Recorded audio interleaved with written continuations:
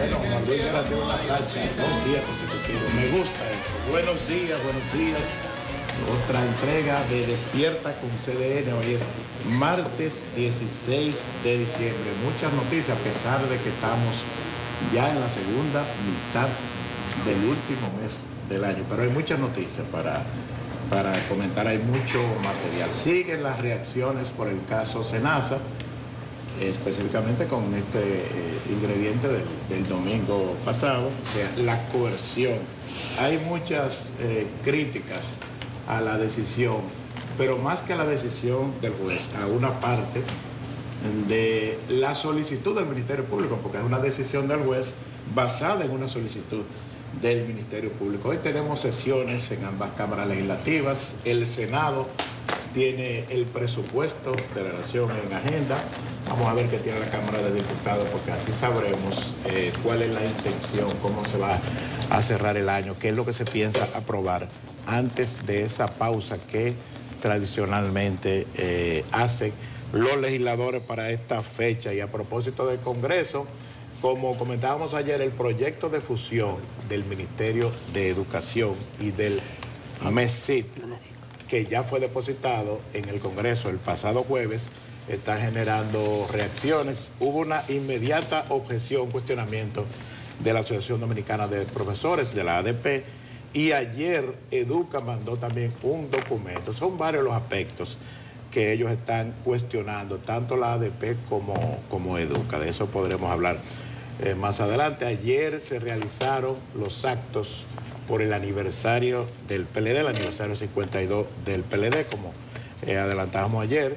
Varias actividades se realizaron. En el acto central, encabezado por el expresidente Danilo Medina, presidente del Partido de la Liberación Dominicana, me llamó la atención que hubo varias ausencias notables, presidenciables, que no estuvieron ahí.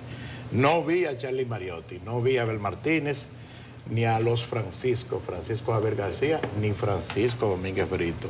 No sé, ojo, no sé si estuvieron en alguna de las actividades previas, porque era un calendario de actos que tenía ayer el Partido de la Liberación Dominicana, todos en la Casa Nacional Reinaldo Paredes Pérez, pero no estaba. Tampoco Gonzalo Castillo, pero ese sorprende menos. No estaba Charlie, exsecretario general y aspirante, no precandidato, pero aspirante. No estaba ni Abel Martínez, ni los Francisco Javier García y Francisco Domínguez Brito. Hay que averiguar cuáles son las causas. Buenos días, Catherine. Buenos días, Federico, Nelson. Buenos días, Héctor. Buenos días, Catherine, Nelson. Que nos sintonizan, que nos escuchan hoy, martes 16 de diciembre. Gracias por la oportunidad de estar en sus hogares en estas primeras horas de la mañana. Y a Dios sean las gracias por el amanecer de este nuevo día. Mariotti tiene que estar preparando el cerdo albucán, que él va a hacer el próximo Eso te iba a viernes, decir yo. que se dignó a invitarme Eso te iba a después decir de yo. 10 años. Sí, hablando de ese cerdo albucán, que es primo del unicornio, porque yo nunca lo he visto. ¿Cerdo? Albucán. ¿Ah, no te invitaron? No, yo ni sé qué es lo que es el bucán, yo lo conozco relleno. Una cosa que se inventaron en Monteplata. ok. Pero estaremos allá. Por eso quizás no fue. Puede y si ser. fue por eso, está bien que no fue. Y no menciona a Juan Ariel, porque cuando uno pregunta Ese por hombre él, vegetariano, no está, hable de eso. además está dando clase. La respuesta de él no está dando No, clase. él está aquí. Él está aquí. Bueno, Juan Ariel estaba en la actividad. Juan Ariel no lo vi en la última actividad. No, Juan Ariel está aquí en el país, llegó. Pero no lo vi en la última actividad, que se agruparon para la foto oficial. Bueno, pero el PLD tendrá tiempo para agruparse en torno a buenas causas en beneficio del pueblo dominicano. Pero pasando ya en materia, no quisiera dejar de mencionar algunos aspectos de la realidad internacional que están pasando en diferentes partes del mundo. En el día de ayer, el presidente Donald Trump, refiriéndose al estado de las conversaciones sostenidas en Berlín entre su Witkoff, su enviado, el presidente Zelensky, los presidentes y líderes de la Unión Europea, pues dijo Donald Trump, refiriéndose a eso y a la posible concreción de un acuerdo de paz en Ucrania, cito, que fueron conversaciones muy largas y muy buenas, y fin de la cita, y que él cree que el fin de la guerra está cerca. Una guerra que va para 4 años en pocos días, ya por decirlo. Sin embargo, esa paz que el presidente Donald Trump enfáticamente está buscando en Europa, En este lado del hemisferio, en el día de ayer, el propio Departamento de Estado anunciaba, el Departamento de Guerra, perdón, anunciaba que habían atacado 3 lanchas simultáneamente, en diferentes puntos, evidentemente. 3 lanchas presentaron los videos y señalaba que habían sido dados de bajas 8 personas de género masculino, que las actividades de inteligencia ya habían demostrado que ciertamente en esas embarcaciones habían drogas, 3 en un solo golpe, en un solo día, en 3 golpes simultáneos. Y a propósito de drogas, de triste recordación o remembranza, sobre todo porque ese fue casus belli hace más de 20 años. En el día de ayer, el presidente Donald Trump firmó una orden ejecutiva donde declaraba al fentanilo como, comillas, arma de destrucción masiva. El fentanilo es un arma para el gobierno de los Estados Unidos de Norteamérica, y con sobradas razones, desde luego, es un arma de destrucción masiva. ¿Qué se hará con ese pretexto en función de quién está produciendo esas armas de destrucción masiva que dice el presidente Donald Trump que han eliminado a más de 300.000 ciudadanos norteamericanos? Bueno, eso lo veremos en los próximos días. Lo que sí estamos viendo en el día de ayer también es que, al igual que República Dominicana, pero mucho más cerca, tan cerca como que se pueden ver, quizás, Catherine, corrígeme, en un día soleado, Trinidad y Tobago. Pero perfectamente. ¿se pueden ver? Perfectamente, desde Wiria se ve. Bueno, pues entonces se pueden ver, y ahí, a esa pequeña distancia de vista, Trinidad y Tobago autorizó el uso de sus aeropuertos e instalaciones aeroportuarias a los fines de reposición y de la logística necesaria para los aviones del gobierno de los Estados Unidos que están haciendo las labores de patrullaje y lucha contra el narcotráfico en el sur del Caribe, algo similar a lo que hace un par de semanas había firmado el gobierno de la República Dominicana. Desde luego, esto ha generado reacciones en Caracas que estaremos viendo más adelante.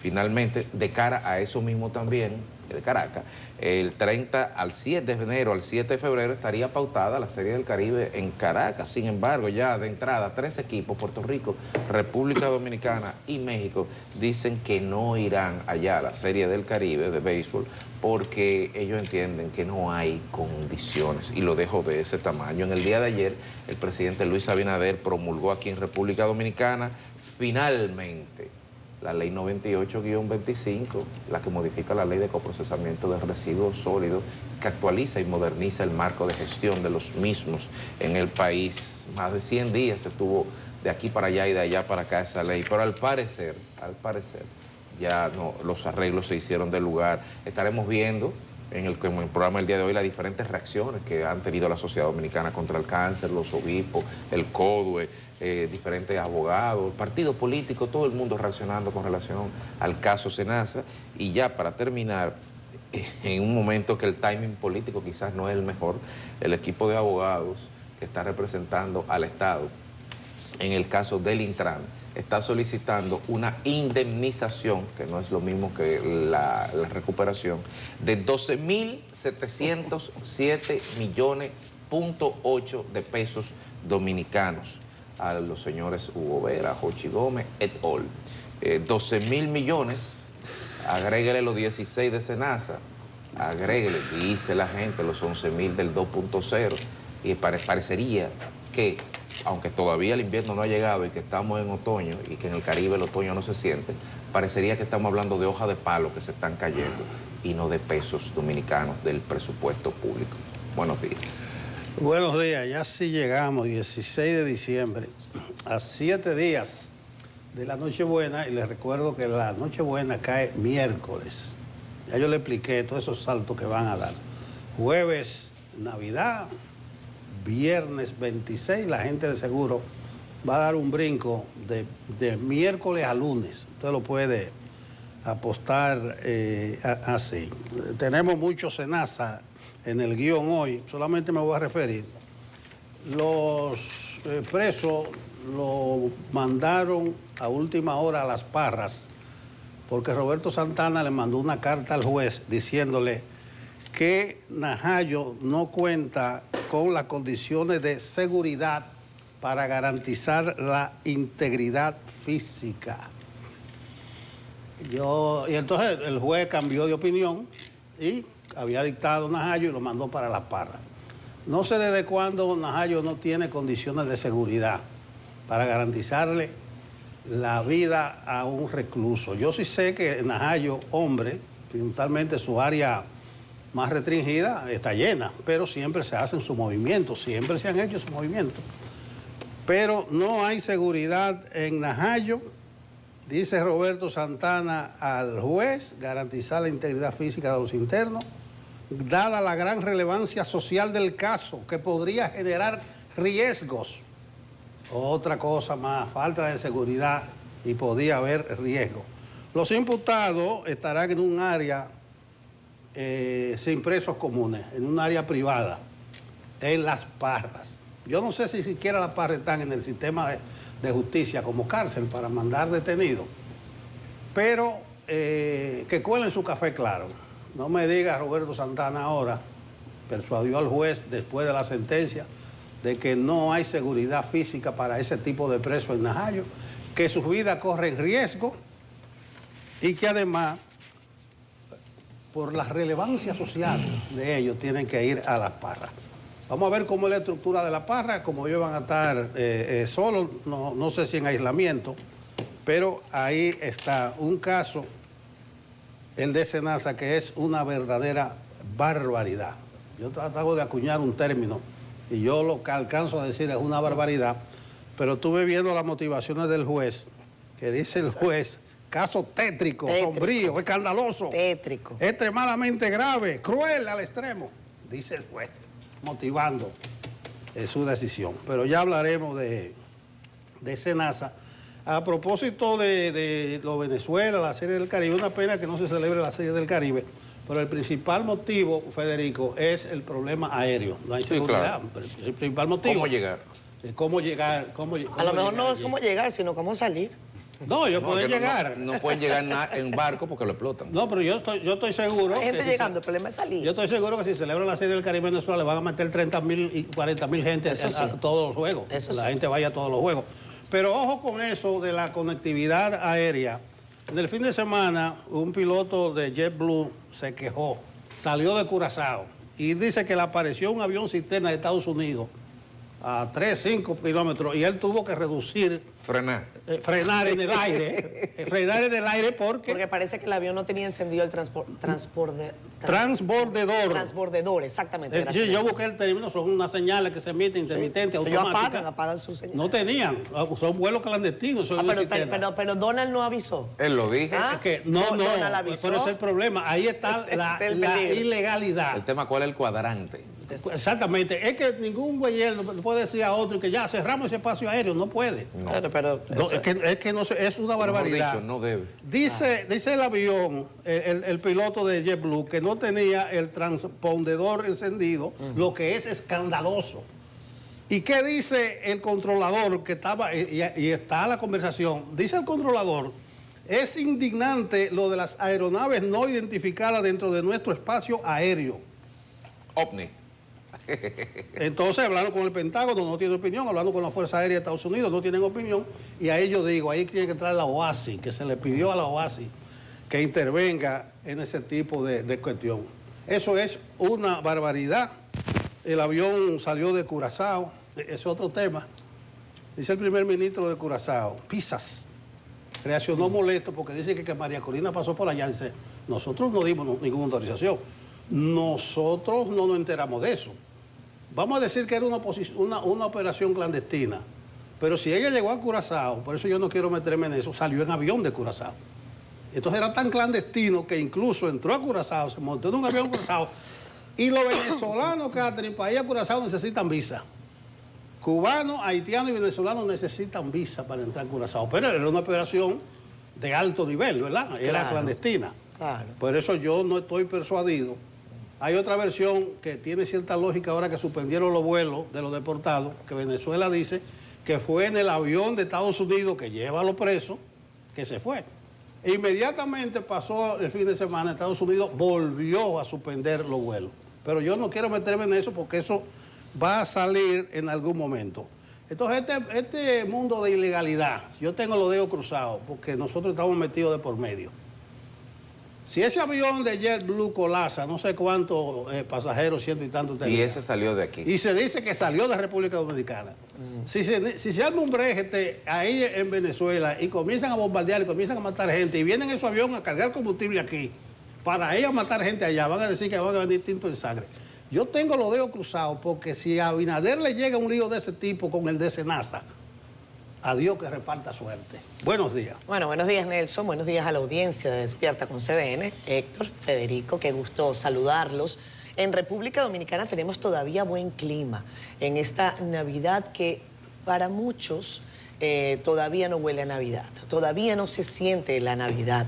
Ayer el equipo de CDN hizo un recorrido por las principales terminales de pasajeros de las salidas de la capital y dicen esos choferes que eso está frío, que todavía la gente no está saliendo, que los pasajes están iguales, 200, 300 pesos para los que van hacia el sur, pero que la actividad empezará a sentirse ya más avanzada la semanita, o sea, para eso del sábado.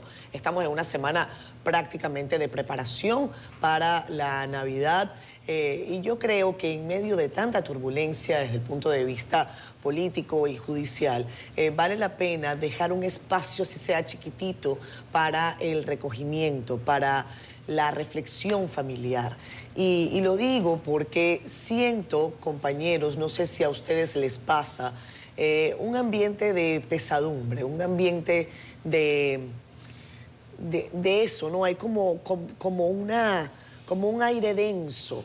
Y cuando uno entra a cualquier lugar, a cualquier comercio, la cara de la gente no es la cara de la Navidad. La cara de la gente no es la cara de la alegría, de qué bueno abrazarte, es la cara de qué vaina. Senasa se robó la Navidad. Sí, es la cara de, cónchale, qué pena. Y lo he recogido durante estos días en los que uno hace mucha diligencia y va al supermercado y coge para el colmado y llama aquí, llama allá. Y hace unos días subí con Federico al metro de Santo Domingo y hicimos un viajecito rápido, pero nos dio tiempo de escuchar el murmullo que ya no es murmullo. El murmullo de la gente que dice, esto no puede estar pasando, de una forma mucho más airada. Gente evaluando, haciendo su balance de lo que ha sido este año y lo que han sido estos 6 años frente a lo que hacían otros gobiernos, pero más allá de eso, la incomodidad que ha producido el caso Senasa. Porque la gente ha resentido, y es evidente que sea así, una estructura que, como narra el Ministerio Público, pues es realmente criminal. El juez Rigoberto Sena dio un jarabe de lengua, pela de lengua. Más adelante voy a leer para ustedes algunos extractos de lo que fue su motivación para definitivamente decidir la prisión preventiva de 8 personas, de 7 personas, perdón, en este caso, y para dar arresto domiciliario a otras 3. Ese jarabe de lengua incluye una serie de menciones sobre parábolas, sobre cuentos que ponderan lo que es la riqueza y de qué sirve la riqueza y cuál es la riqueza que la gente tiene que cosechar. Hace algunos días, compañeros, yo estuve compartiendo con un grupo interesante de personas y uno de los celebrados, el celebrado, rodeado de su familia y sus amigos, decía, esta es mi fortuna. Mi fortuna es poder abrazar a mi gente, porque cuando uno se va, cuando uno se muere, se va con las manos así, limpias, peladas, sin absolutamente nada. Pero bueno, compañeros, hablaremos de eso y mucho más. El caso Senasa está en el centro de la atención.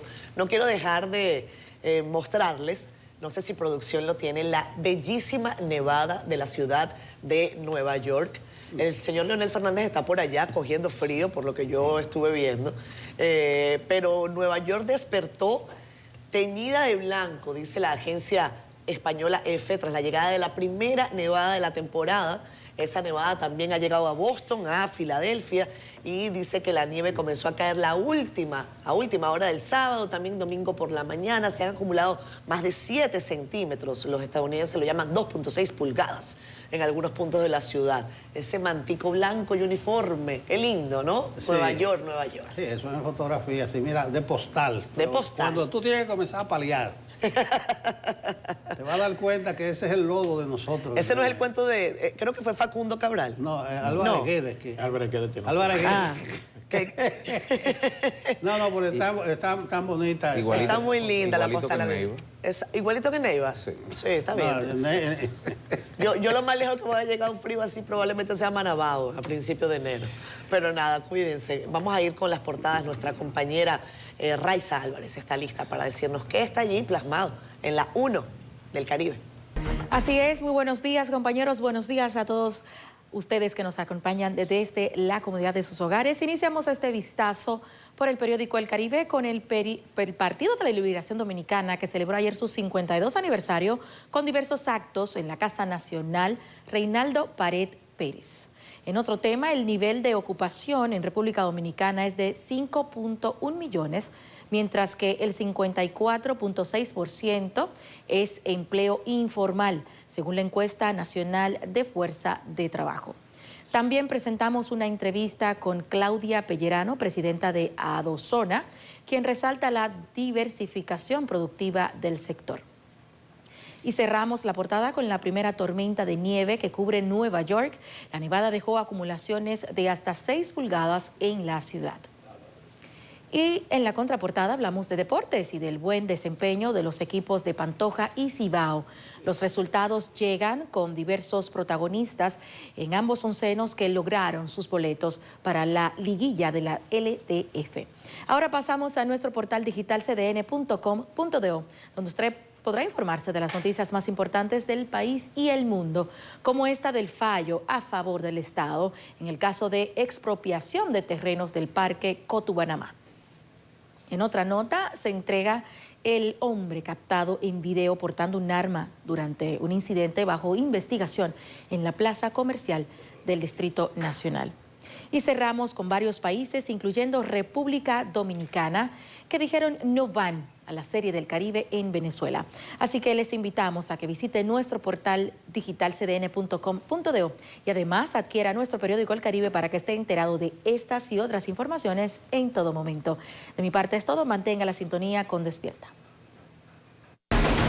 Allá hay nieve, pero aquí dice meteorología, el ambiente está óptimo para actividades al aire libre. Qué contradicción, ¿eh? Jim Suriel y el reporte del clima. Muchísimas gracias, muy buenos días. Tenemos al norte de la región del Caribe un sistema frontal y también una débil vaguada, la cual estará aportando algo de nubosidad en el transcurso del día y algunas precipitaciones que podrían desarrollarse en algunas comunidades, especialmente después del mediodía y en el transcurso de la tarde y de la noche. El Frente Frío número 14 se ha acercado al norte de la región del Caribe y también muy cerca al norte de República Dominicana. Este sistema atmosférico se tornará con lento desplazamiento durante las próximas 24 horas, así dejando esa masa de aire más fría de lo normal. De hecho, viene acompañada de una masa de aire polar detrás, la cual estará también reflejándose de manera indirecta en República Dominicana, descendiendo así las temperaturas a nivel nacional. De ahora en adelante, las próximas noches y madrugadas serán muy frías en gran parte de nuestro país, pero sobre todo hacia la región del Cibao y hacia la cordillera central, pero también un ambiente fresco hacia el litoral caribeño en el periodo nocturno entre 7 de la noche hasta las 9 de la mañana del día siguiente. Hemos tenido una vaguada débil en las últimas 24 horas, generando algunos chubascos de corta duración. Hoy también tendremos la posibilidad de algunas lluvias dispersas, pero no serán significativas. Será a partir de mañana que una nueva vaguada pueda desprenderse de este frente frío y ahí entonces esa vaguada frontal pueda incrementar la nubosidad y el potencial de lluvias generalizadas en nuestro país podríamos tener periodos lluviosos hasta el viernes o hasta el sábado en gran parte de República Dominicana. Estas han sido las informaciones meteorológicas. Muchas gracias, Jim Suriel. Contigo a la pausa. 7:30 minutos de la mañana. Gracias a ustedes por estar conectados. Al parecer tenemos una falla técnica que no nos permite transmitir hoy en Facebook Live, o al menos yo no lo veo acá en nuestro iPad.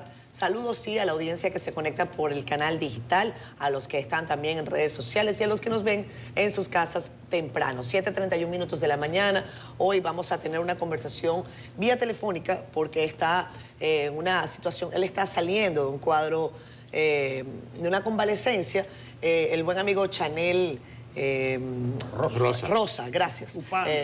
Chanel Rosa, quien ayer tarde se puso en contacto con nosotros después que estuvimos llamándolo y nos dijo, sí, mañana puedo conversar con ustedes sobre algunas particularidades de este caso SENASA. Recuerden, Chanel Rosa no solamente fue director de SENASA, fue director del Servicio Nacional de Salud del SNS, y él ha dicho que, si yo no recuerdo mal, fue el empleado número 3 de SENASA, o sea que lo conoce desde que nació y nos puede dar muchos detalles sobre situaciones que él había advertido y otras que quizás hasta a él le sorprendan. Lo veremos en algunos minutos. Mientras tanto, creo que vale la pena, compañeros, abordar lo que les decía, el jarabe de lengua de Rigoberto Sena, porque esta decisión del Tribunal de Atención Permanente del Distrito Nacional ha generado múltiples reacciones que las vamos a ver en detalle. Pero yo quiero leer brevemente algunas motivaciones detrás de este fallo judicial que establece, entre otras cosas, que el juez comprende que, según el artículo 230 y 232 del Código Procesal Penal, el juez puede imponer una sola de las medidas de coerción previstas por el artículo 230 o combinar varias de ellas según resulta adecuado el caso. Y dice el juez con claridad, para los que decían, bueno, pero el juez no puede variar lo que el Ministerio Público le está solicitando, en el caso, por ejemplo, del arresto domiciliario. No, según el párrafo 2 de ese artículo 230, que dice, en los casos de acción pública, la medida de coerción solo procede a solicitud del Ministerio Público. Entre otras cosas, el juez Sena hace una ponderación y dice que a ellos les resulta razonable que el Ministerio Público solicitara medidas de coerción alternas. Y dice, porque quien se comporte de ese modo en medio de un proceso da a entender que desea enfrentar su proceso, que desea mitigar de un modo u otro el daño que sus actos contrarios al derecho le han causado a la sociedad.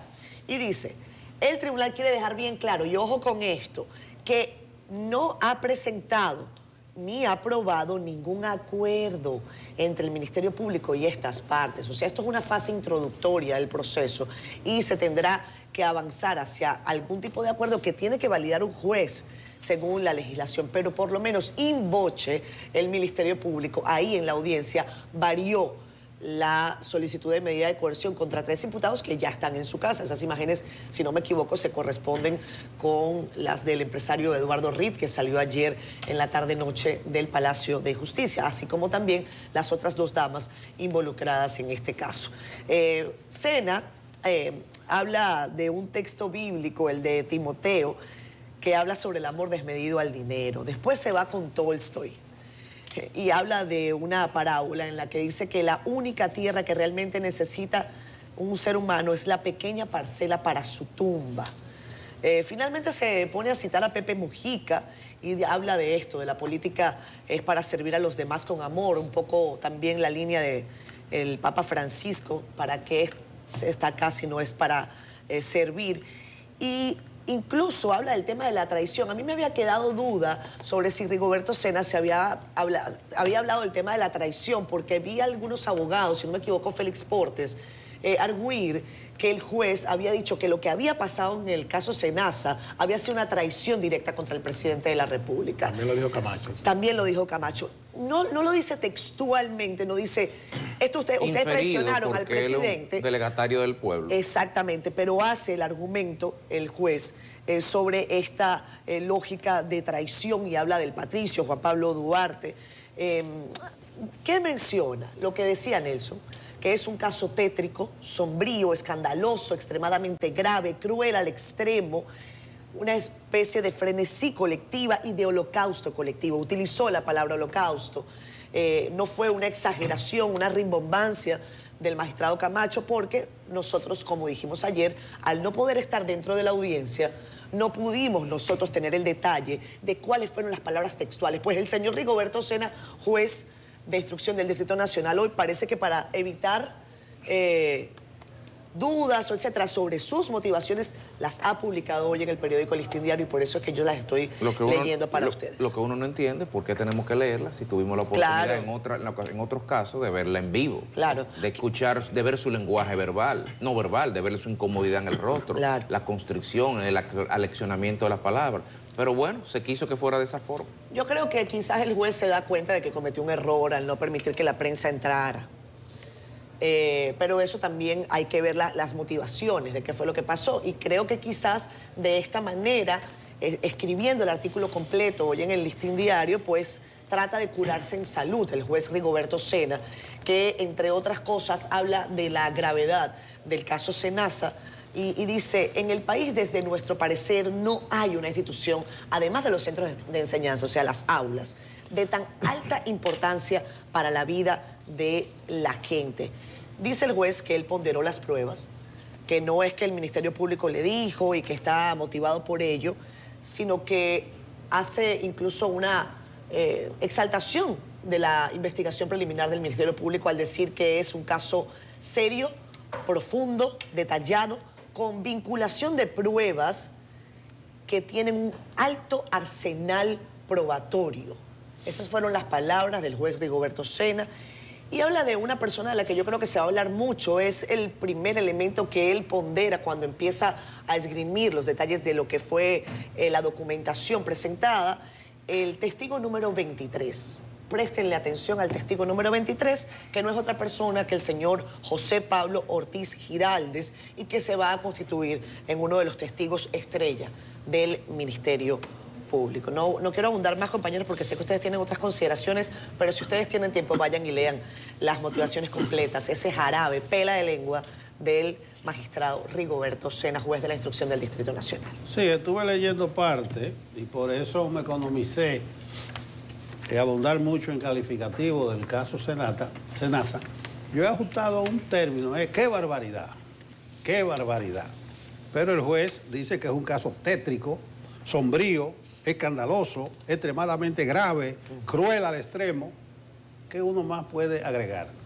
Yo sí he estado insistiendo en el ruido de la calle. Yo creo que la manifestación del domingo es una expresión de indignación de la sociedad. Y me alegro que muchos sectores activos de la sociedad se hayan movilizado. Y me alegro, ustedes mencionan el metro, la indignación ciudadana, eso se palpa en el aire. La ciudadanía está sumamente impactada en este caso y gana mucho cuerpo, por lo que sería desagradable que aparezcan voces que quieran mediatizar esto. Hay que irse al fondo. Lamentable que no se televisara. Yo hablaba ayer, ya que tenemos un flamante código procesal penal. Yo decía que el artículo 309 autoriza a los medios a instalar su cámara en la sala de audiencia. Y le da cierta discrecionalidad al juez en caso que considere que afecta la imagen, la moral, momento crítico donde se van a exhibir pruebas, confidencias, y podía apagar la cámara o que saliera la prensa. Pero ya que estamos alabando el nuevo Código Procesal Penal, el artículo 309, en la primera versión era 314, autoriza a los medios de comunicación a instalarse en los tribunales. Yo sí quiero insistir en que no se descarrile, no se manipule esta expresión de indignación, y mucho menos que se politice, que todo transcurra sobre la base de pruebas robustas y cumpliendo el debido proceso. Ya yo noto ciertas manipulaciones, ya yo noto ciertos intentos de desviar la atención y noto también intentos de la gente de aprovecharse. A mí me llamó un funcionario el domingo porque ellos creen que lo que se dice en el canal uno tiene que ver. Nosotros tenemos que ver lo que decimos aquí. Claro. Parece que hay un hermano de un funcionario que mencionan el nombre en el expediente, pero no está ni acusado, sino que lo mencionan, y dice, el hermano de fulano de tal que es funcionario de tal dependencia. Entonces me dice cuál criterio periodístico se ajustó ahí para mencionarme a mí, un hermano que tiene su vida propia. Es lo mismo que un diputado que me llamó, es un caso reciente de hace 3 meses del Este. Le agarraron un hijo, parece un problema de droga, pero ese hijo, me dice el diputado, se independizó hace años, se casó, formó familia, no tiene nada que ver. Entonces, lo que dicen, el hijo del diputado tal, el hijo del diputado tal. Entonces hay que tener cuidado con eso para evitar manipulaciones. A veces hasta los problemas personales se ligan. Yo advertí ayer, en algunos casos de los que involucraron el PLD, le hicieron piquete hasta en la residencia, hasta universidades donde daban cátedra a los hijos, esas cosas. Un escrache. Un escrache, sí. Entonces ese escarnio hay que evitarlo. Y que el ruido de la calle, que ojalá sea estruendoso, bastante estruendoso, sea en función de que aquí se vaya al fondo y se aplique justicia, que no haya impunidad. Y como dice el cliché, caiga quien caiga. Bueno, a veces uno ve en estos casos judiciales al Ministerio Público describiendo o resaltando la gravedad de los hechos y uno siente que hay exageración, que se está dramatizando, que los representantes del Ministerio Público, en aras de realizar su labor y de demostrar que los hechos son graves, a veces hasta ponen de más. Pero en este caso, señores, yo pienso, y no creo que lo hayamos visto antes, el juez, por esas palabras que usted ha leído, que leyó Nelson y leyó Catherine, el juez yo creo que le ha dado más duro al caso en su expresión, en su descripción de la gravedad, que los propios representantes del Ministerio Público, que es mucho decir. Y esto es una expresión también de la gravedad y de la indignación que siente la gente con este caso. O sea, yo pienso que la gente se siente identificada con estas palabras del juez. Por eso reitero lo que dije ayer, que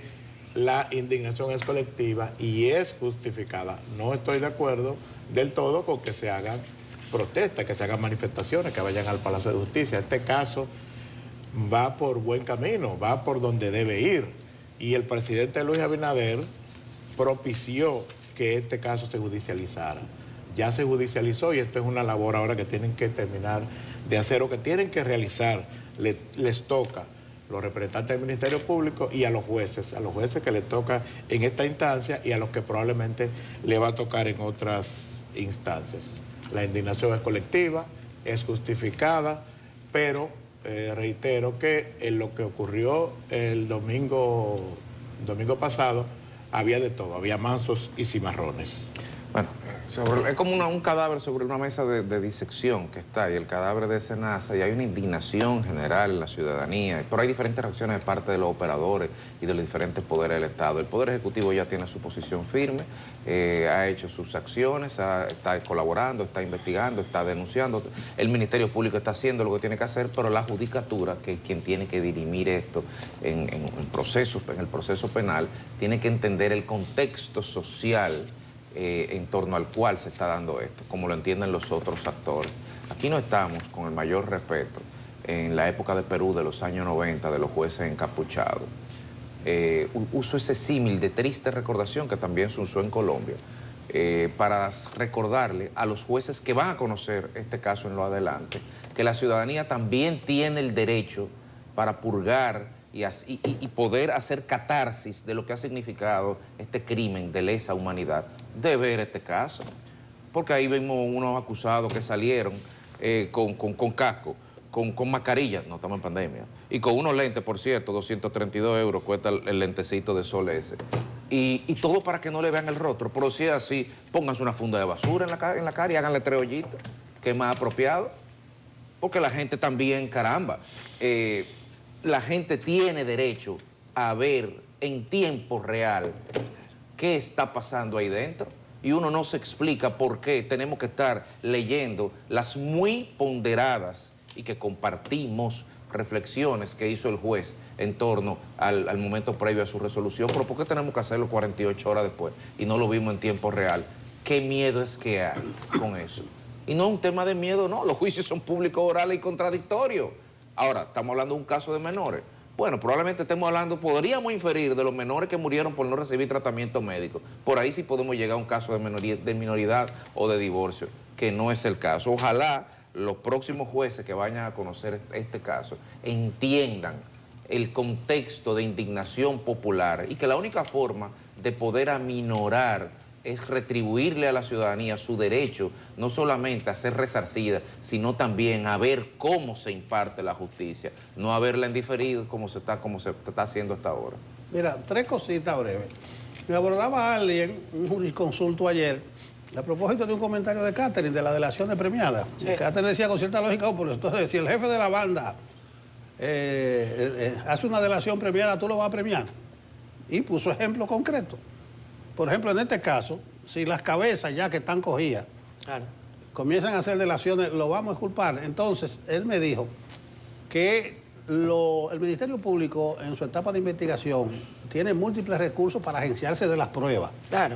Pero que hay que tener cuidado con prostituir esto de las delaciones premiadas. Hay un delator premiado que anda por Madrid, que cuando uno viaja a Madrid se topa con él con buenos vinos y restaurante caro. ¿Ustedes saben cuál es?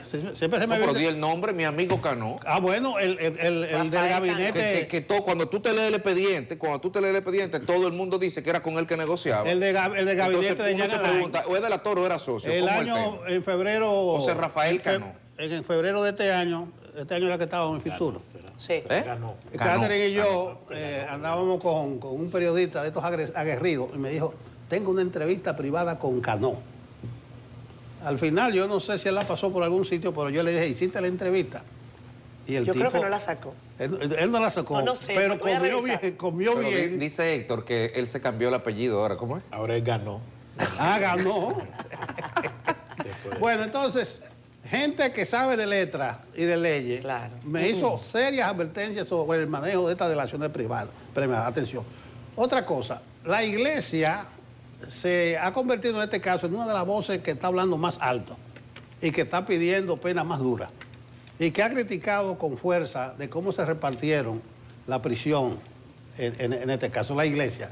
Yo lo digo porque parece que la iglesia está entrando en una nueva fase. Y los evangélicos también. Y los evangélicos han hablado en alto, pero yo pongo la iglesia porque lo que se decía era que estaba como en pausa, como Monseñor Osorio, pero ahora la iglesia ha dado un paso al frente en esto. Y lo último que quiero decir es lo que decía al principio, lo de Najayo. Que Najayo no es segura, que esta gente corre riesgo, su seguridad física si lo mandan a Najayo. Y los presos del PLD entonces los mandaron de maldad allá, para que estuvieran inseguros y a riesgo de perder la vida. Presos del PLD del primerísimo nivel estuvieron ahí en Najayo. Fernando Rosa, que sí necesitaba tratamiento. Entonces, lo que yo digo, que no me diga Roberto Santana, mi amigo de cuántos años, de 50 años, Roberto Santana, que él le pidió al juez que lo mandara a Las Parras porque Najayo no es segura, que Najayo está lleno, que corren muchos riesgos, que también, dada la gran relevancia social del caso, me imagino que es por lo indignante del caso y no por lo relevante. Pero, entonces, ojo con eso. Una cosa, es la primera vez que a Roberto Santana le toca asumir esa posición como director de prisiones. Sí. O sea, quizás es la primera decisión de esa índole en un caso de este tipo. Hay que ver si cuando vengan otros casos que vendrán, pues pasa lo mismo. El ABC de Najayo me dicen, efectivamente, eso está lleno, pero se hacen sus reacomodos. Claro. Aquí, tú aquí. Debieron por lo menos entrar a Najayo y en el mismo parqueo darle entrada a Najayo y en el parqueo devolverlo para La Parra. ¿Cuáles son las condiciones internas de La Parra? Si se ha dicho que eso es casi un hotel de 5 estrellas. Eso es lo que dicen ellos cuando lo inauguraron.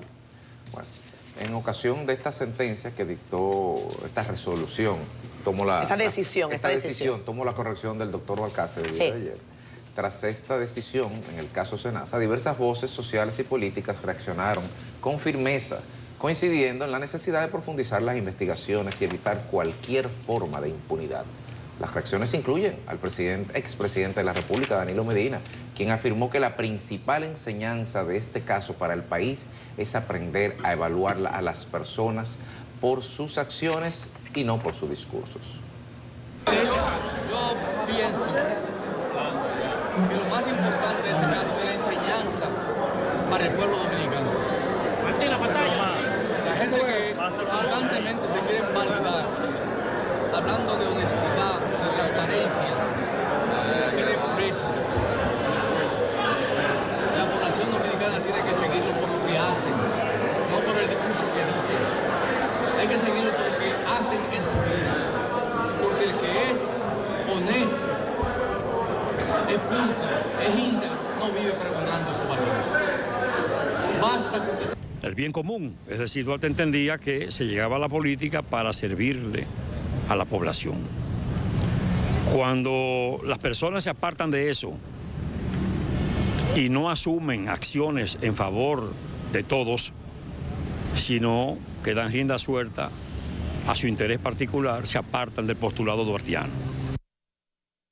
Es por lo que nosotros como institución pedimos al Ministerio Público que siga haciendo la pesquisa del lugar y que den con todos los culpables que hayan infringido la ley. En ese sentido, es un fraude garrafal, ha puesto en riesgo la familia dominicana y no ha puesto en el tintero internacional como uno de los países que tiene menos garantía de los servicios públicos. Ahí vimos diversas reacciones tanto del ámbito político como del ámbito institucional de la República Dominicana, los partidos políticos y las instituciones más viejas también del país, que son las iglesias, la Iglesia Católica como tal. En ese sentido, bueno, pues qué decir, todos los adjetivos se quedan cortos en torno a este hecho y se seguirán viendo reacciones de esta naturaleza. Uno hubiera entendido que el tema de diciembre bajaría, que estaríamos hablando el día 16 de otras cosas, pero la realidad es que la sociedad tiene que estar única y exclusivamente hablando de este tema en este momento. Yo creo que Danilo se refería a Abinader, esa es la lectura que ustedes hacen. O sea, que no es lo mismo un discurso, sino los hechos. ¿Tú crees que se refiere a Abinader? Yo creo que sí. Yo creo que se refiere a Santiago Jacín, que fue a mi programa y dijo que era honesto. Bueno, podía ser. Yo creo... No sé, se le ha sacado mucha punta ese corte, por eso te lo digo, porque está muy fresco, o al menos tal... Bueno, el asunto es que del dicho al hecho hay mucho trecho. Sí. Y además de eso, Federico también me corrige, porque a veces no sé si fue Mao o fue Gramsci, la práctica es el criterio de la verdad. No. Ahí es que se conoce. Yo no llegué a ese cuadernillo, compañero. No llegaste ahí, ese manual. Ahí yo no llegué. Pero yo siempre he creído en eso. Creo que fue Mao Zedong, el camarada Mao. Pues es verdad. La práctica es el criterio de la verdad. O sea, es en tus hechos. ¿Eso son las 5 tesis? Sí, 5 tesis filosóficas. Ahí es que se conoce la integridad de cada quien en sus hechos prácticos. No en los discursos, no en la pose. Bueno, quizá también las palabras que pudo haber dicho, que dijo el expresidente Danilo Medina, tiene que ver un poco con sacándole el filo político a la declaración. Tiene que ver un poco con las declaraciones de algunos funcionarios del gobierno que han recalcado que la reacción ha sido posterior en recalcar esa diferencia en términos de cualitativos entre nosotros y ellos, y en decir que ahora se está enviando, que ahora estamos haciendo, que ahora estamos haciendo. Entonces, decir, no se lleven de lo que están diciendo, sino miren lo que están haciendo, puede ser un poco ponerle las banderillas al toro. Sí, pero eso se revierte contra Paliza, porque lo que dicen la primera prueba es que esto tenía 5 años ocurriendo. Entonces Paliza dice, ahora no se ocultan los hechos, no importa dónde ocurran. Pero si le damos seguimiento, ahí hay un manto de complicidad. Una mala gestión que año tras año era alimentada con más recursos públicos y no se daban cuenta. Bueno, ayer Pablo Ulloa nos decía que esto es un gran momento para que se revise no digo yo, la palabra que él utilizó no fue la pertinencia, sino la labor de los organismos de control, precisamente para evitar que estas situaciones ocurran. En el caso de Cisalril, y esto hay que verlo, y por eso es que hay que adentrarse en el expediente y empezar a preguntarle. Nosotros hemos tratado de consultar a Miguel Seara Hatton, director de Cisalril, pero entendemos que quizás por las características de la institución y sobre todo por la característica de la institución en el expediente y en lo que se explica para las fines de investigación, pues no se tiene el detalle de cómo es que Cisalril definitivamente comprende que ahí hay un problema, porque es en la narración de los hechos, en donde una de las empresarias dice, ya yo no puedo seguir con esto, o porque Cisalril dio una alerta y le quitaron el contrato. Y eso fue en el 2023. Entonces ahí hay que ver exactamente qué tenía Cisalril. Hay algo bien doloso dentro del expediente, que es que se habla de una decisión de eliminar la posibilidad de mecanismos de control desde el punto de vista del sistema que están establecidos por otras instituciones del Estado, como el caso de en Optic. algún momento SENASA anteriormente había con Naciones Unidas, con el PNUD, adquirido un software a eso me refiero. para evitar este tipo de cosas. Es correcto, pero eso al Y lo parecer que se pero hizo fue deliberado. Deliberadamente Deliberado no se le dio al implementaron. botón encender. Exacto. Y no se aplicó el software, que hubiera sido una barrera china adicional a todo esto, porque el verdadero problema de fondo es que los organismos de control no fueron capaces de detectar en tiempo real, y ni siquiera en tiempo real, porque esto es diferido, esto empezó en el 2023. Ahí hay un doble estado financiero maquillado, no hay más nada que hablar. ¿En qué se diferencia eso de Banita? En términos del truqueo, ¿en qué se diferencia? Mira, hay un artículo, lamentable, no me gusta, porque no recuerdo el nombre del articulista, pero lo leí sobre la delegación de premiada hoy en el listín. Sí. Yo no estoy de acuerdo con todo lo que él dice, pero hay una parte en que ese articulista, si me ayudan con el nombre, pero bien, él dice, ¿cuántas auditorías hizo Cisalril? Ahora que usted lo menciona. Eso es que yo lo estoy mencionando. ¿Cuántas? ¿Y por qué eso no significó una voz de alerta? No, Nelson, es que lo que estaba ocurriendo, según se ha sabido, es que Cisalril les ordenaba una serie de cosas y ellos seguían derecho. Entonces la pregunta es cómo Cisalril... Pero le recurrió una multa. Correcto. Tuvieron el tupé de recurrirle una multa. Exactamente. Entonces si Cisalril estaba haciendo esto, ¿cómo es que nadie de Cisalril, en las determinadas, en todos los gabinetes de salud, habidos y por haber, no decía, pero es que yo estoy dando una orden y aquí todo el mundo sigue derecho? Entonces aquí hay gabinetes conformados precisamente para eso. Para evitar que las informaciones se queden en el aire. Eso tiene que ser explicado. Yo lamenté ayer que ya no haya más la semana con la prensa. ¿Tú no lo lamentaste ayer? Bueno, ayer sí era pertinente. Ayer era pertinente una semanal. En el Palacio no lo lamentaron. No, claro que no. Vamos a hablar con Chanel Rosa Chupani, exdirector del Seguro Nacional de Salud y del SNS. Chanel, gracias por estar con nosotros así vía telefónica. Buenos días, placer, como siempre. El placer es nuestro, Chanel. Queremos saber tus primeras impresiones a partir de lo que hemos estado comentando durante esta mañana. ¿Hay algo que te impresione? Porque tú tenías mucho tiempo dando el detalle de situaciones que tú considerabas y que estaban expuestas como irregulares, incluso en el momento que salen los primeros datos de investigación. Pero ¿hay algo que tú estés viendo en el expediente de solicitud de medida de coerción que a ti te haya sorprendido o no? Y básicamente los montos envueltos en el caso, la verdad que, porque hay que señalar que el viernes pasado SENASA publicó sus estados financieros al 2024, aunque todavía no son preliminares, porque no son estados financieros publicados por la Cisalril, no son auditados por la Cisalril todavía. Sin embargo, sus estados financieros revelan un dato importantísimo y duro, y es que SENASA ahora mismo, por cada peso que tiene como activo, tiene 2 de pasivos. Y eso es prácticamente una quiebra técnica.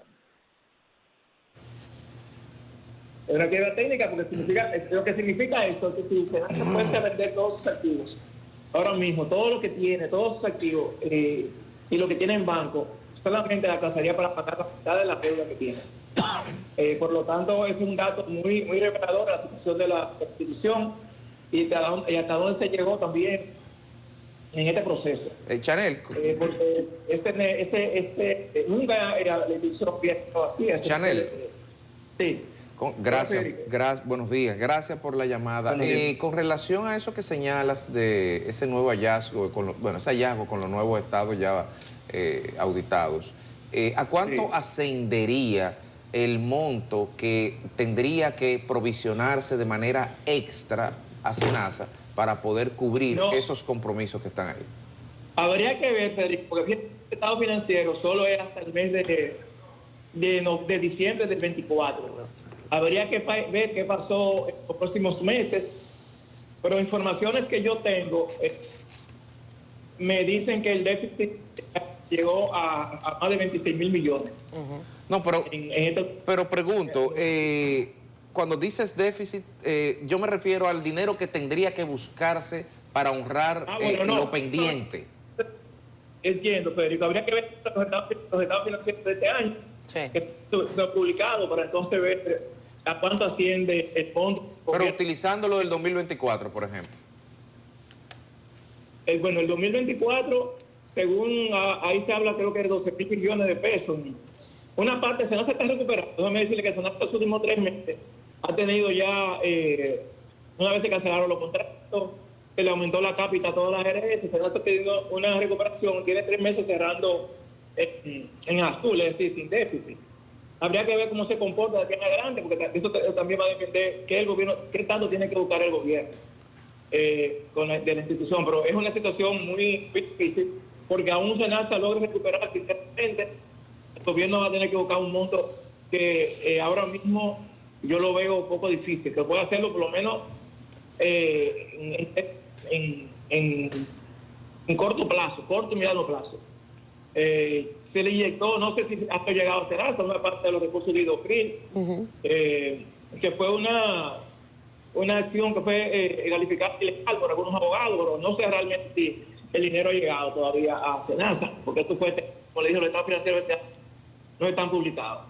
Chanel, como tú conoces las interioridades, estábamos comentando aquí cómo pudo pasar eso durante tanto tiempo.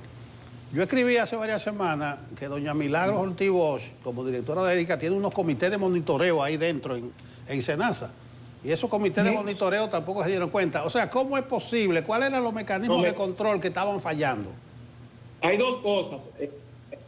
Lo que mete la oficina de doña Milagro de ética son cuestiones distintas a lo que pasó. O sea, ética lo que mide es si tú publicaste la nómina, si tú publicaste la compra, si tú publicaste tal cosa. O sea, eso es lo que mide el comité de ética. O sea, tiene nada que ver con el movimiento financiero. Lo que sí es imposible que internamente eso pasara, que no se le haga. Yo digo, no, señores, no es un tema de control, de ausencia de control. Fue una posición, una medida deliberada, porque eso no, SENASA tiene, ya me decís, tú sabes todos los días cuánto SENASA autoriza a cerrar al cierre del día. Tú dices, bueno, hoy, al día siguiente, tú dices, ayer yo autoricé tanto, o sea, eso es lo que yo debo. Y eso tú lo sabes todos los días. O sea, semanalmente tú llevas un control de eso, de cuánto tú has gastado, de cuánto. Cuando digo gastar, me refiero a las autorizaciones, porque cada vez que SENASA, un médico, un centro de salud, una farmacia, un laboratorio llama, tú tienes que registrar eso como una deuda. Cuando llaman a pedir autorización, o sea, yo voy al médico, el médico pide autorización y SENASA tiene que registrarlo eso como una deuda. Y SENASA tiene que tener un peso por cada peso que autorice, tiene que tener en banco como reserva técnica. ¿Para qué? Para cuando ese prestador de servicios de salud reclame su factura, tú tengas con qué pagarle. Ahora mismo, como le decía, esa relación es 2-1. O sea, por cada peso que SENASA dé, pues cada 2 pesos SENASA solamente tiene 1 peso para hacerle frente a estas deudas. Chanel, el presidente... Pero no, reitero, no fue falta de control, eso no tiene que ver. Yo no sé cómo fue, o sea, la verdad que no lo explico, que no hubo una llamada de atención, no sé, o sea, de los propios funcionarios de la institución, o si lo hubo y decidieron seguir así, porque eso parece también puede ser, de acuerdo a la medida de coerción, al documento de medida de coerción, solicitud de medida de coerción. O sea, habían correos y eso de funcionarios donde ordenaban lo que yo un momento dije en este mismo programa, una doble contabilidad. Sí. O sea, eso hay evidencia de que fue así. A propósito de controles, Chanel, el presidente Abinader va a designar, eso lo anunció la presidencia el jueves pasado, va a crear una comisión externa para establecer mayores controles, eso es lo que se ha dicho en SENASA. Sí. Arismendi Díaz Santana va a coordinar esa comisión y eso implica una modificación a los reglamentos internos de la institución. ¿Qué tú piensas de esta decisión que ha sido anunciada? Yo la verdad que no le veo necesidad. Miren, yo debo aclarar lo siguiente. SENASA tiene un consejo de dirección. El consejo de dirección de SENASA lo preside el ministro de Salud, no está el consultor jurídico como erróneamente comunicó una nota de prensa del Palacio. El consultor jurídico del Poder Ejecutivo no está en esa, tampoco está el superintendente de salud, porque el superintendente de salud es regulador, no puede estar internamente, si es regulador no puede regular también. Entonces, ese consejo de SENASA, con SENASA, se hizo en la ley con varias funciones muy limitadas. Por ejemplo, conocer el presupuesto de la institución, conocer el plan operativo anual, los planes de SENASA, y no más de ahí. Y yo le voy a hacer la historia, por qué se hizo así. Nosotros veníamos de una experiencia muy negativa, y era que nosotros en el IDSS, el antiguo Instituto de Mercado Social, teníamos el consejo más intervencionista que había en el Estado. O sea, un consejo que el director tenía que pedirle permiso para un mensajero. Y eso no evitó que el SENASA, que el IDSS colapsara. O sea, no es un tema de nombrar personas y aumentar el consejo, eso no tiene nada que ver. O sea, si hay una posición deliberada de las autoridades, de que las cosas se hagan bien, no tiene que ver ningún tipo de consejo. Yo lo que temo es que eso haga más lento las operaciones de SENASA. Señores, recuerden que SENASA compite con ARS privadas en el régimen contributivo, y si tú relatizas la respuesta, vuelve más lenta la operatividad, eso le puede quitar competitividad. Y reitero, señores, ahí está todo lo que... Porque ahora mismo ya la administración actual descubrió, no publicó ya que se habían escondido deudas de años anteriores, todo ese tipo de cosas, sin necesidad de una comisión. Yo no veo... yo creo que eso es un poco como golpear la institucionalidad, además que tú estás mandando un mensaje de que tú no tienes, como no hay confianza en las autoridades actuales, porque miren, paralelo a eso, hay que contradicción. Vean qué contradicción, paralelo a eso, el presidente manda una ley de unificación de los ministerios de Educación y Educación Superior y elimina ¿cómo se llama? Las facultades vinculantes que tenía el Consejo de Educación antiguamente. O sea, ese planteamiento de ley elimina eso. Entonces, por un lado, en una institución, porque pasó lo que pasó, estamos creando un consejo y, sin embargo, la institución que maneja más recursos del Estado Dominicano, que es educación, que maneja el 4% del PIB, y le estamos quitando las funciones vinculantes que tiene ese consejo. O sea, pero además vamos a hacer eso en cada ministerio, vamos a una comisión, porque no es porque está SENASA, o sea, hay aquí muchos ministerios que manejan más recursos que SENASA. Tú tienes quien es el jefe de la institución en las labores operativas, es el ministro o el director ejecutivo o el director general. O sea, no nos podemos quitar esas funciones, ni siquiera compartirlas, diría yo, porque finalmente cuando tú diluyes la responsabilidad, es mucho más fácil incluso, porque la gente finalmente dice, bueno, si esta responsabilidad corresponde a tantas personas, déjame haga, y entonces va un poco, es un tema lamentable. Pero yo sé que el gobierno tenía también la necesidad de mandar un mensaje de que SENASA va a estar más protegida desde el punto de vista de los procesos financieros administrativos. Yo creo que se ve eso, pero eso no puede evitar nada. Pero los demás ministerios no tienen muchísimos recursos.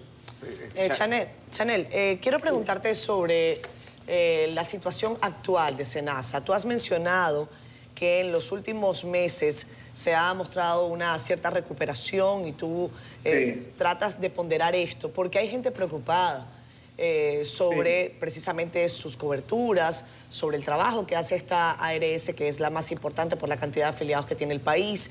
Y yo creo que tú que conoces lo que ocurre, puedes darnos detalles. Ya nos has hablado del déficit. Hablemos de la operatividad y lo que está pasando en SENASA con los médicos. ¿Los médicos están recibiendo SENASA, no están recibiendo SENASA? ¿Qué pasa? Sí.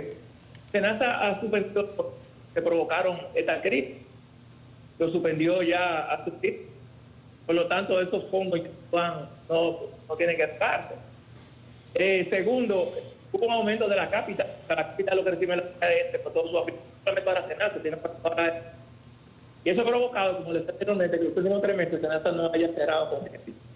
Por supuesto, el déficit que se arrastra de años anteriores impacta activamente. Pero yo le digo a la gente, no tenemos que... La marca SENASA ha sido afectada enormemente ha sido afectada. Yo le digo a la gente que confiemos en las autoridades actuales, que confiemos que el gobierno no va a permitir la institución haga un colapso financiero. Yo creo que es importante, ahí no se le está negando un servicio que yo sepa a nadie. Hay que tener cuidado también. Mucha gente dice, y yo tengo años, está la ARS, que realmente no fue que el servicio no está en el plan. Chanel, te estamos perdiendo, ¿no? Chanel, perdóname que te interrumpa. Al parecer estamos perdiendo la comunicación y me parece que esto que estás diciendo es súper importante. Sí. A ver, te tenemos. Sí. No, decía que yo creo que hay que confiar en la institución. SENASA es el principal instrumento de protección social en salud que tiene la República Dominicana. Tiene prácticamente de cada 10 dominicanos, 7 están afiliados a SENASA en cada uno de sus regímenes. Y por lo tanto hay que dar el respaldo. SENASA tiene más de 7.000 prestadores a nivel nacional. Sí. Entonces esto no va contra SENASA. Esto va contra quienes provocaron el déficit de SENASA, pero la institución no es la institución como tal. La institución fue sometida a una serie de acciones que ya la hemos visto. Bueno, falta todavía SENASA 2.0, que tiene que ver, imagino, ya con los prestadores del servicio de salud. Vamos a ver qué trae eso, pero hay que tener cuidado de que la gente entienda que la institución ya no es confiable. Yo creo que sí, que es una institución que brinda servicios igual a nivel nacional, como decía, con más de 7.000 prestadores, médicos, laboratorios, centros diagnósticos, clínicas, etcétera. Entonces lo que hay que seguir apoyando la institución, lo que hay que seguir apoyando. Yo desde el primer día lo he dicho, o sea, porque lo peor que nosotros podemos pasar, que le pasa al país, que además de esta crisis, haya una crisis de confianza respecto a la institución, no respecto a lo que se hizo en la institución, que ese es otro tema. Chanel, con relación al rol del regulador y del supervisor del sistema, que también supervisa y regula a otras ARS. A todas. Exacto. Entonces, en ese sentido, las capacidades, más que ver el tema del caso SENASA con el regulador y esa relación biunívoca, también es la reflexión en torno a la importancia de fortalecer las capacidades de supervisión en tiempo real, de interoperatividad de los sistemas, la revisión cruzada, que puede afectar otras cosas también. Yo te pregunto, ¿cómo técnicamente podía pasar? O sea, si era que el regulador tiene tantas debilidades o desactualizaciones tecnológicas o procesales o de protocolo que le impedían en tiempo real dar seguimiento o detectar las anomalías que se estaban dando operativa y contablemente. Sí, mira, Federico, es importante esa información. CISARRI tiene un equipo muy capaz, técnicamente, hace años. CISARRI tiene unos técnicos formados en la institución que tienen años en la... Yo a veces me pregunto qué realmente pasó.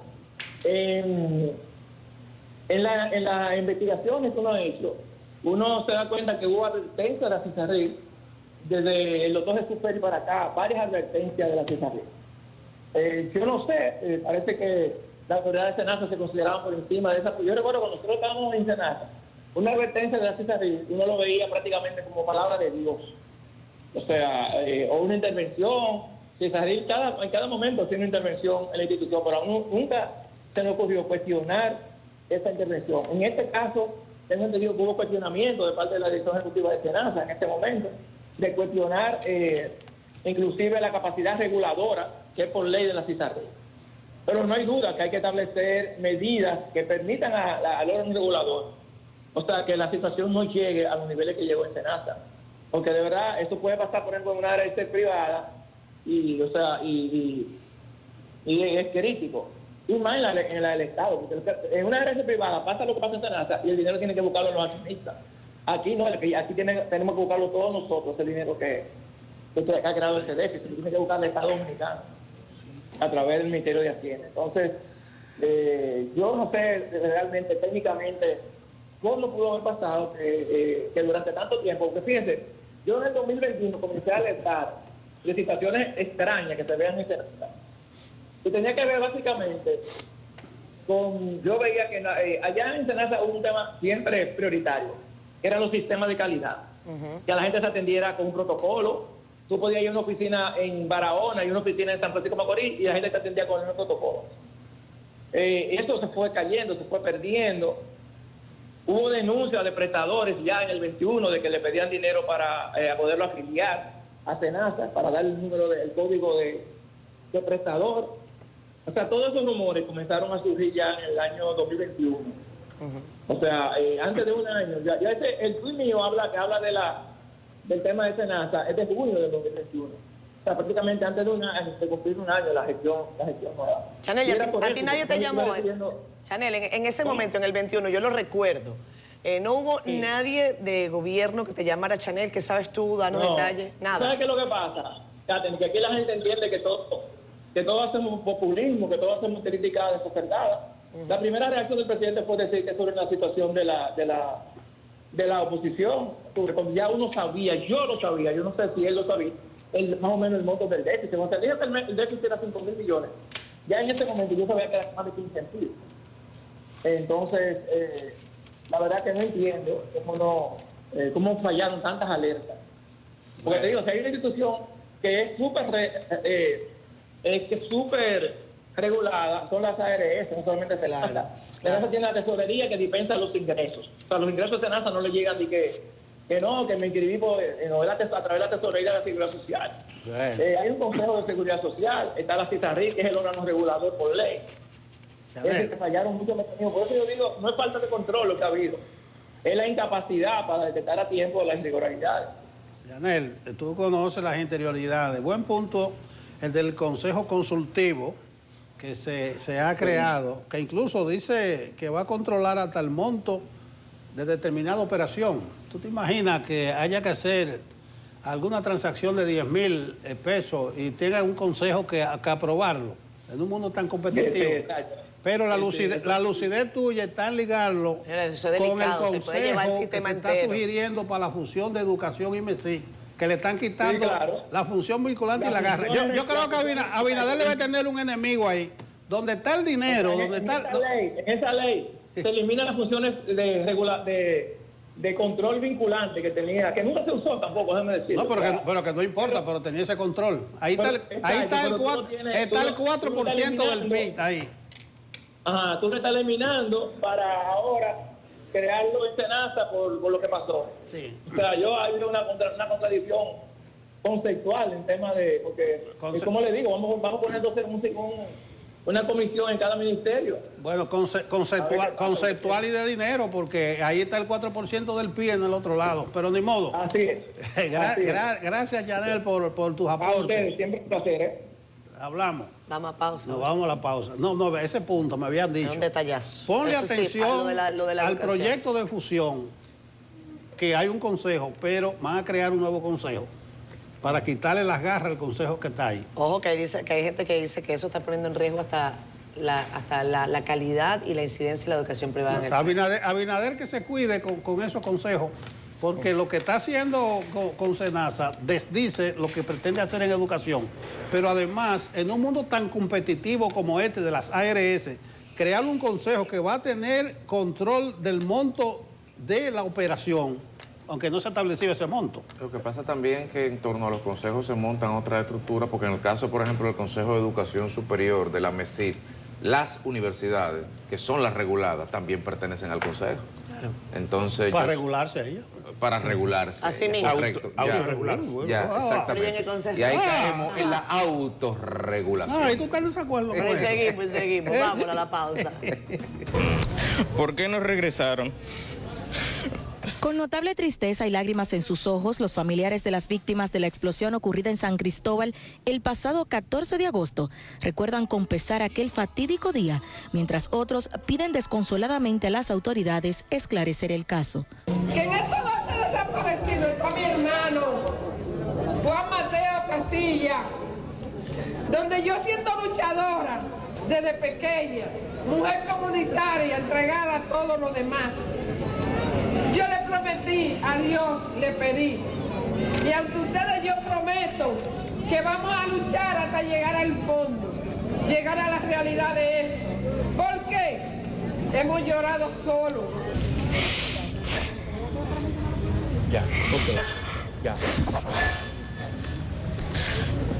Papi y mami, Papi y mami, ustedes salieron esa tarde del 14 de agosto. Los esperábamos como siempre y no regresaron. Estos han afirmado en reiteradas ocasiones que no descansarán hasta que se señalen a los verdaderos responsables de este hecho. De ese día no se puede recordar nada bueno. Créeme que ha sido muy traumatizante y todavía hasta esta fecha lo he estado sufriendo porque no hay un solo día que yo no tenga un dolor en mi cuerpo. De acuerdo a la llamada Comisión de la Verdad, el número de víctimas asciende a 42, con los 12 desaparecidos que mediante una ley ya han sido declarados como muertos. El pueblo sí sabe lo que pasó. Que ellos oficialmente no lo admitan, la historia se lo cobrará. Las actividades realizadas por los familiares y la comunidad iniciaron desde las 8 de la mañana con una misa en memoria de las víctimas, el depósito de una ofrenda floral justo frente al ayuntamiento y concluyó con una caminata desde el centro hasta la zona cero donde todo ocurrió. Raiza Álvarez, CDN. Amigos, estamos de regreso en Despierta con CDN. Esa dolorosa historia la elaboró nuestra compañera Raiza Álvarez hace un año.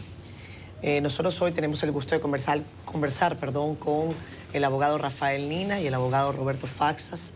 La tragedia de San Cristóbal ya tiene más de 2 años, sigue generando mucho dolor y recientemente una jueza de un tribunal de San Cristóbal ha dictado finalmente auto de apertura a juicio en contra de los acusados por esta explosión que dejó 42 víctimas, según ese reporte de Raiza, pero los abogados ahora nos dirán más detalles con el tema de la contabilización de personas desaparecidas, etcétera.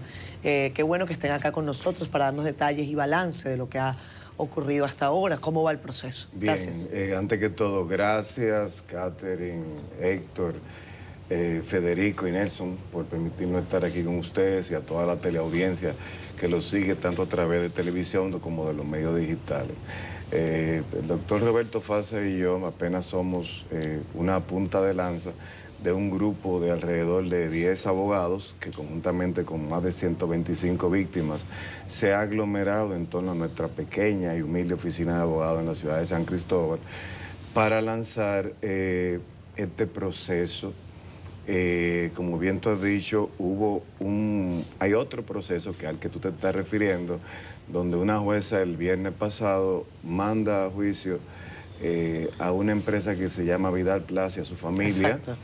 Pero resulta que nuestra pretensión no va por ahí, porque entendemos que ese caso de Vidal Plus es un caso natimuerto. Es un expediente fabricado por el Ministerio Público de San Cristóbal y que realmente la pretensión y la legitimidad del sentir que tienen esas víctimas que ustedes acaban de hacer el introito y que se nos han aguado los ojos a mí y a Tico porque la conocemos a todos y vivimos con ella el día a día, está persiguiendo otra cosa que es que el Estado pague. Como decía una de las personas que intervino en la presentación, si no le quieren decir la verdad, las autoridades no quieren decir la verdad, amén, pero por lo menos que el Estado pague. ¿Quiénes son las personas responsables de esto? Bueno, vamos a hablar con las novedades del caso. Vamos a empezar por acá.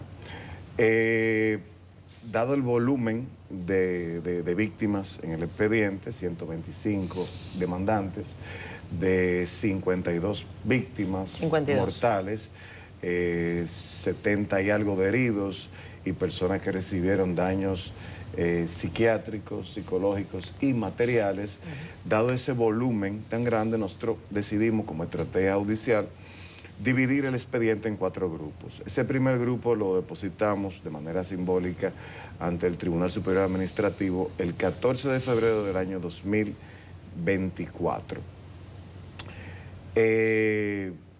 Con la desfortuna de que caímos en la 5ª sala del Tribunal Superior Administrativo, una demanda patrimonial en contra del Estado. ¿Quiénes son nuestros demandados? Bueno, el Estado Dominicano, el Ministerio de Obras Públicas, que tenía a la sazón como su ministro al ingeniero del INE Ascensión, y el Ayuntamiento Municipal de San Cristóbal, quien tenía como su alcalde en ese momento al licenciado José Bienvenido Montazo. Bueno, de ese primer grupo, la 5ª sala emite una desafortunada sentencia en la cual ellos dicen, mira, aquí hay un informe, del cual le hablaremos más adelante, aquí hay una certificación, un informe dado por el Cuerpo de Bomberos de San Cristóbal, que prácticamente exonera a las personas que ustedes están demandando, porque no es un informe concluyente, y si apunta a algo, apunta a que la empresa responsable de este caso es la empresa Vidal Plus. En base a eso, sin tomar en cuenta muchísimas cosas que ahora le vamos a explicar, ellos emiten un fallo diciendo, no, aquí no hay responsabilidad y vamos a rechazar este recurso contencioso contentivo de demanda patrimonial. ¿Lo rechazaron en el fondo? Sí, lo rechazaron totalmente. ¿Qué pasa? No conforme con eso, yo le digo aquí a mi compañero más cercano, al doctor Roberto Fasa, le digo, mira, no te desanimes, que es un primer round. Uno está acostumbrado, o sea, el abogado que no es un gladiador, que deje esto, no se puede ser muy susceptible con esto. Vámonos a la Suprema.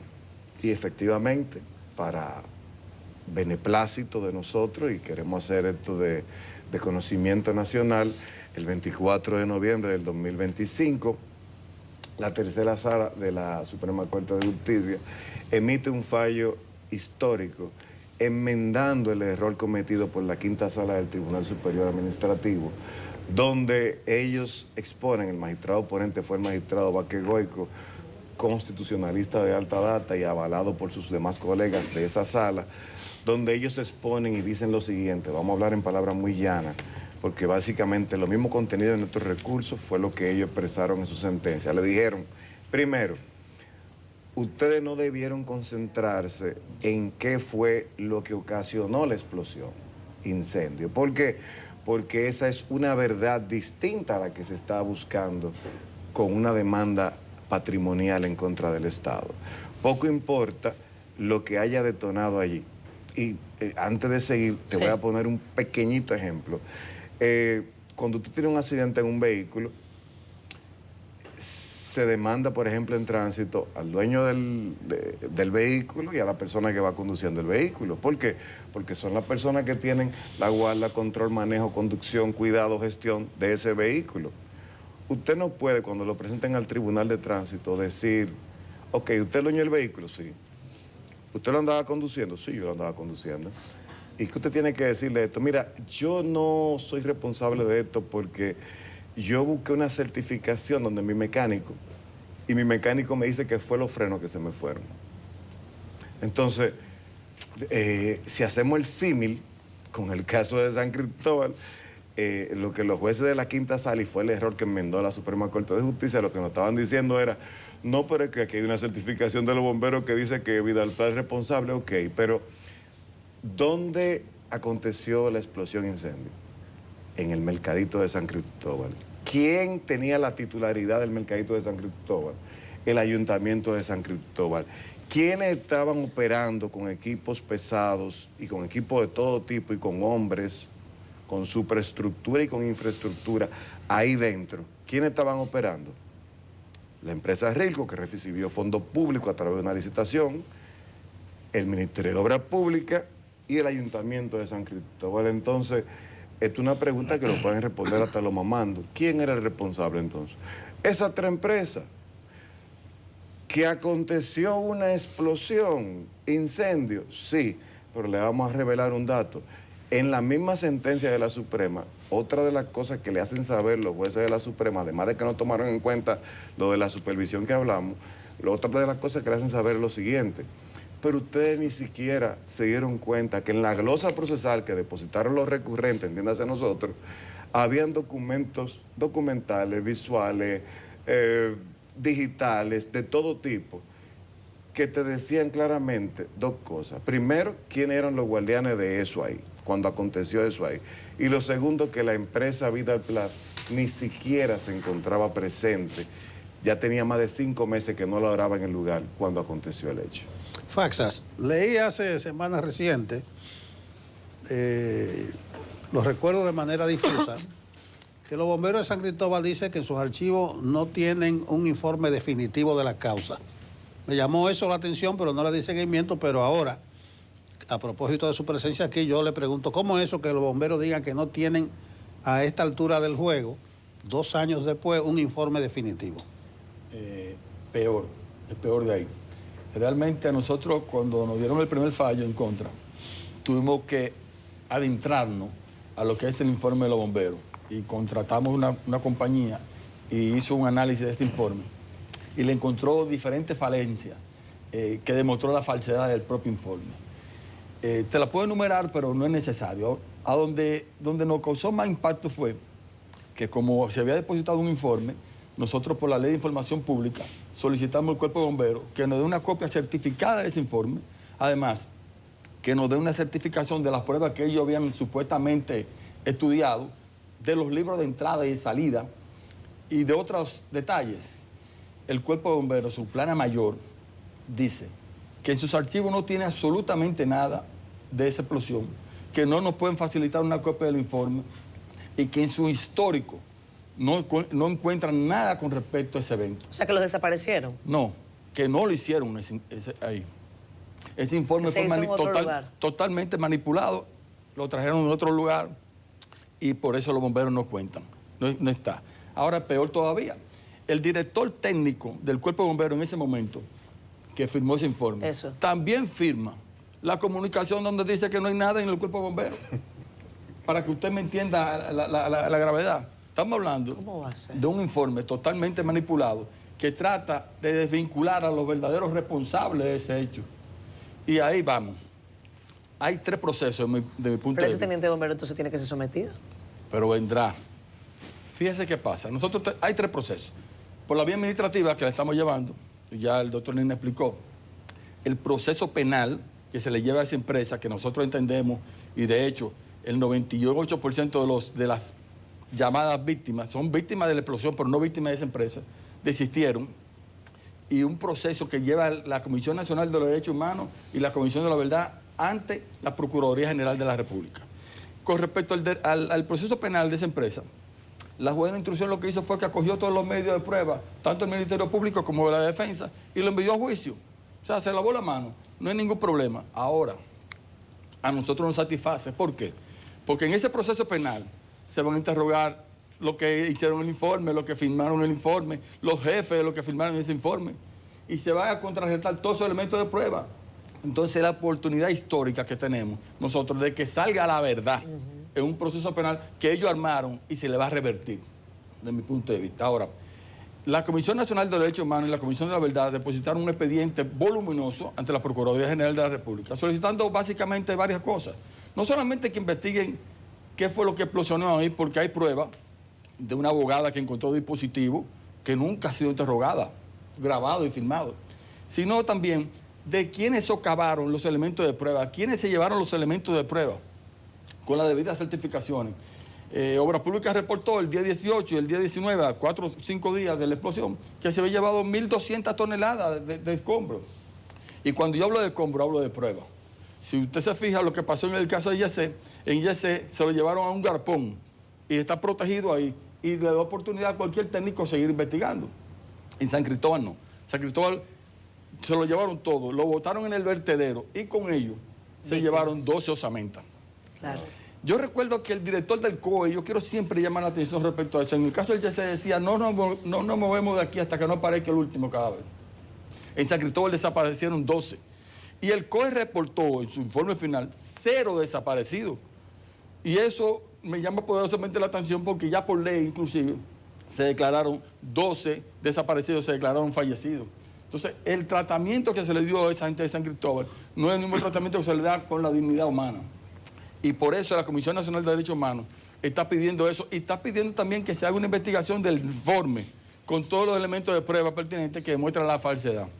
Esperamos que la Procuraduría General de la República pueda tomar carta en el asunto. De hecho, si no lo hace, entonces me dice el presidente de la Comisión Nacional de Derechos Humanos que escalará a organismos internacionales. ¿Cuál es ya tenemos la sentencia de la Suprema de finales de noviembre? ¿Cuál es desde el punto de vista procesal el próximo paso?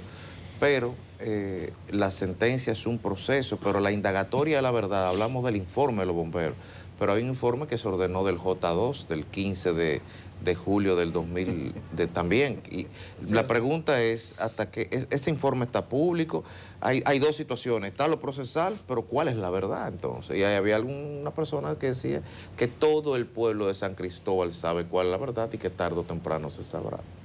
El informe del J2 no existe, nunca existió.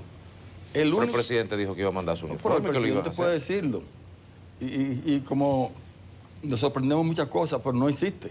De hecho, el antiguo ministro de la presidencia fue a un programa de San Cristóbal y dijo, y lo ha dicho en varios programas, lo dijo, que el único informe que existe es el informe del bombero.